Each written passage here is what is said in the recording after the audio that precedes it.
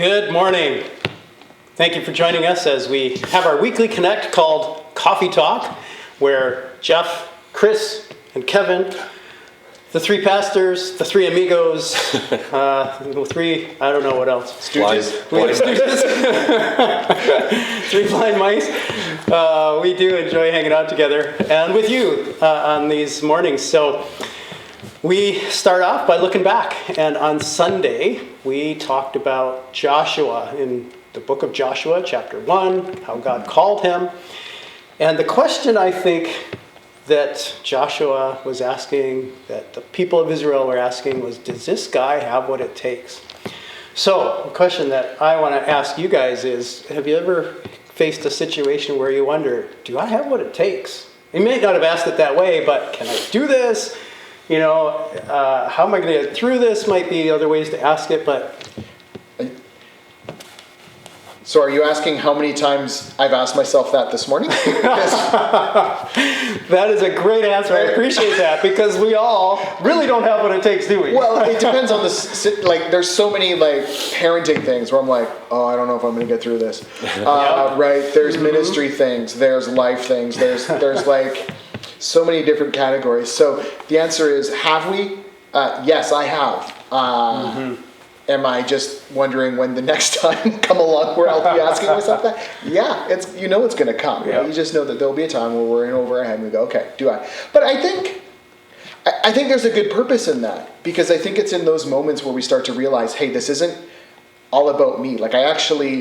It forces us, I think, to realize just how much we do depend and rely on God to get through what He's called us into. Because, right, He's called me into parenthood and into ministry and into these other things, and then goes, okay, now you're going to get through it with my strength. And that's okay. And that's actually a really beautiful thing, because I think over the years I've seen that when I can look back and go, oh God, that's where you were in that, and that's how we got through it, then that actually propels forward into the next challenging situation or season. And so Yeah, that's good. Any thoughts? So grade 7, I had an opportunity and a recommendation. No, sorry, grade 9. I had an opportunity, a recommendation. Both tough years, actually, but yeah. I played the baritone saxophone, and I loved playing it, and I loved music, and I loved the sound that we could make as a large concert band. I didn't spend a lot of time honing my skill, but I loved the music. And so my teacher actually recommended me for honor band. And so he said, you just show up at this place and you do an audition, and great. So I thought I would just show up at a place and do an audition, and I didn't know really what that meant. So she said, okay, can you play a B-flat major scale? I don't know what that is. So I had what it took, but I did not have what it took. So I can think of a lot of times, and then actually a couple of years later, I actually did get to be a part of a different band. I didn't have to try out for it, but it actually was like an honor band, and it propelled me forward in my love for music as well. And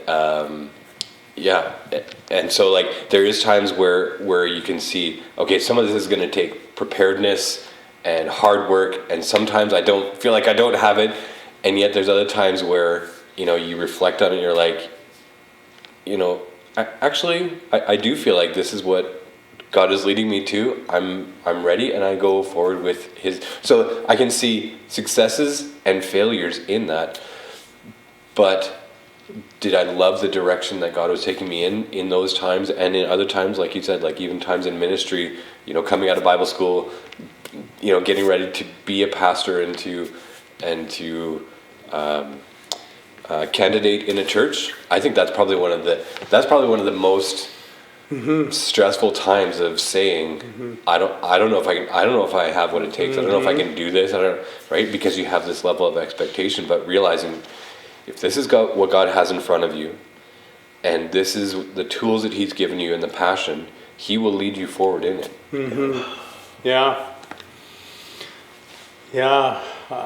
Man, so many different times come to mind for me too. Probably one that stands out is is after Gabe was born, it was a really tough time because Gabriel came down with colic, which means he was crying all the time, and so we just took turns carrying him around. My Cheryl's parents were living with us, and they were great. They carried him around, and then when I had to be at work, and we were waiting for a nanny to come, and she was delayed, and so we were just waiting, and then Cheryl's dad had a mini stroke, or a stroke that left him in coma. So we're dealing with waiting for, already stressed, and then he's in the hospital, and we're trying to visit and trying to help, and I just remember, I might have shared this before, but I remember thinking, I don't have what it takes. I cannot do this. So I was youth pastor. I went to my pastor and I said, I can't do what I'm supposed to do. Don't need to quit. And he really was a voice of God to me at that moment. He said, Jeff, I want you to live through this and document it or something like that and tell the story. That's your call right now, is you living faithfully through this and telling the story. And to tell you the truth, my story was about how unfaithful I was, but how faithful God was, right? And so that's just one moment of many, but that's the one that really, because it was so big, stands out. But I think if we do think we have what it takes, is that pride? Is it, or as long as it's because we know we have Jesus, right? If we ever think we have what it takes without Jesus, then we're fooling ourselves, right? So, I think that's part of the message of Joshua is be strong and courageous. You have what it takes because you have God. He's going to be with you, because of Jesus we can make it. So anyways, we hope that you keep reflecting on some of these thoughts, thinking about, pondering, talking about these people that we're studying as we go through the Divine Assignments Exploring God's Call series. So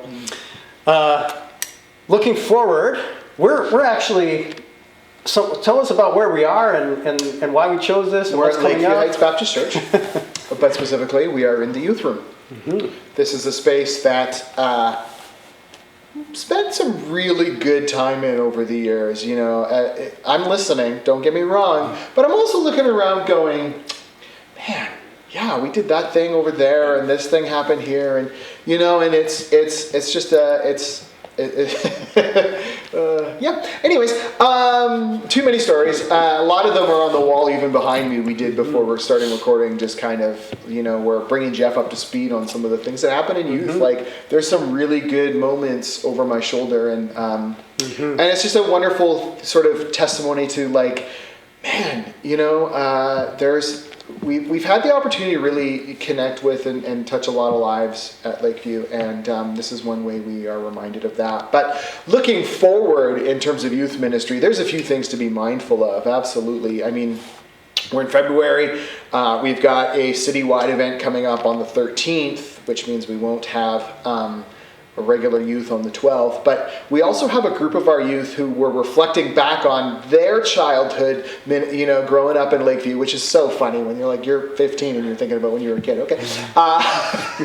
But anyways, they're like, hey, we used to do this Friday night event. We want to do something similar to that again for like all the kids who are part of the church. And I said, awesome, let's do it. So you can look forward to that on the last Friday of February, and more information will be coming out as we get closer to it. But we want to do an event at Lakeview for grades 3 to 6.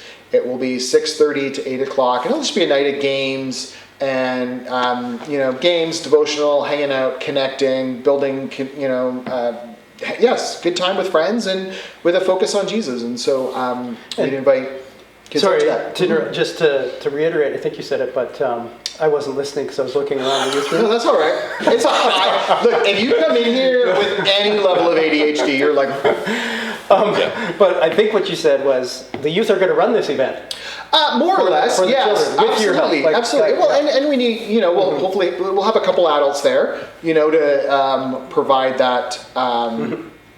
I don't know, oversight, if you will, but they're the drivers behind it. They're saying, hey, we want to do this, great. and this was really good, and, it'd be a really great thing to do again. And so we said, okay. I mean, when we have young leaders stepping forward and saying, hey, we want to run something, it's usually, my response is more of a, how do I not get in the way of it? Yeah, right? And that's whether great. that leader is 16 or 62, if it's someone in our church saying, I think God's leading us in this direction, then it's usually, oh great, how do we, if that fits with Lakeview, then great, what do we do to help? Yeah, and so that's awesome. this is definitely one of those cases where it's the young leading the way and saying, we want to reach younger kids. So awesome. Anyways, so that's coming up last Friday of February. I want to say the 23rd, but my date's a little fuzzy on that, but the last Friday for sure. 6:30 to 8 o'clock, grades 3 to 6.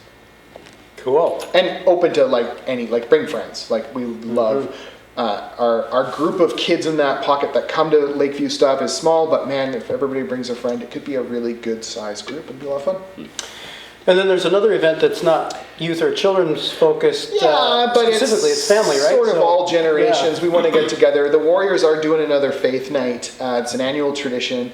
It's a night to cheer on some of the best hockey you will see in West Kelowna all year. Ironically, takes place during the first intermission. I don't know, but that's when the pastors get kicked out onto the ice with some sticks, and we do our boot hockey on the ice, which usually is, okay, who's going to guest preach this week as one of them goes down? But anyways, no, we want to cheer on the West Kelowna Warriors, and more than anything, we want to just celebrate what Don Richmond does in terms of leading the chaplain services and things like that he does with specifically the Warriors, but I mean, we know that he also is connected with a number of organizations around, and he's just so, he sees how much potential there is in young men who are athletically minded, but also have an ear for Jesus, and he just wants to make sure that they get to know him more. And so cheer on the Warriors, cheer on the pastors, cheer on what Don is doing, guided by God's Spirit, and just come and hang out together. So tickets are going on sale this Sunday for that. You can find Lori or myself in the foyer. She might have a couple others helping her as well, but look for someone in the foyer and to sign up for that. Tickets are, I want to say $13 for adults and $10.50 for kids 12 and under. I hope I have that right, but see us Sunday and we'll get you connected there. And then there's a couple other things coming up. Yeah, February 11th. That's a week from this coming Sunday. We are having our morning service, and then we are having a soup Sunday, and we are going to very briefly put a soup Sunday in there so that then we can continue on. And at 12:30, so right away, we're going to jump into our annual general meeting. And so anyone is invited who would like to know more, who kind of calls this place home, to know more about the church, to attend that. It's at 12:30 in the sanctuary, and we will then vote on our budget for the year and on our officers, and hear some wonderful testimonies of new members and just some exciting things that are happening, and just kind of, so we're kind of packing it in, but we want to be brief and make sure we get through everything that day, and just celebrate God's goodness, looking back and looking forward to what God is going to do. So that's February 11th, kind of the morning from 10 o'clock till whenever, but the meeting starts at 12:30. Yeah, we actually thought that would be really helpful so that people don't have to come back again in the evening and drive in the dark and all that. So I'm excited for that. We get to kind of have lunch together and meet together. So this Sunday is communion. So we will have that all set on Sunday. If you, for some reason, can't attend in person, then just know that's coming. Other than that, that's a lot to remember. So hopefully you're having a great morning, and we look forward to seeing you on Sunday. and seeing you on the 11th, and hopefully seeing you at the Warriors game, and just a lot of connecting with each other. If you are interested in a life group and you're not part of one, please let us know. We do want to keep connecting people, and we know that a lot of people struggle to be connected, and that is one way that you do learn to connect and meet and grow with a group of people together. So and manage the storms of life. Quite often, when you're with a group of people, you can it is so you can cool. set the sail and keep going through tragedy. Yeah, the stories, and just having walked through some tragedies and seeing the life groups come around, there really is a bond that happens. And you guys are part of a group that share prayer requests with each other that nobody else really knows, that you walk through together with. So yeah, it's a really good thing to be a part of. So have a great week. We love you, and God bless you.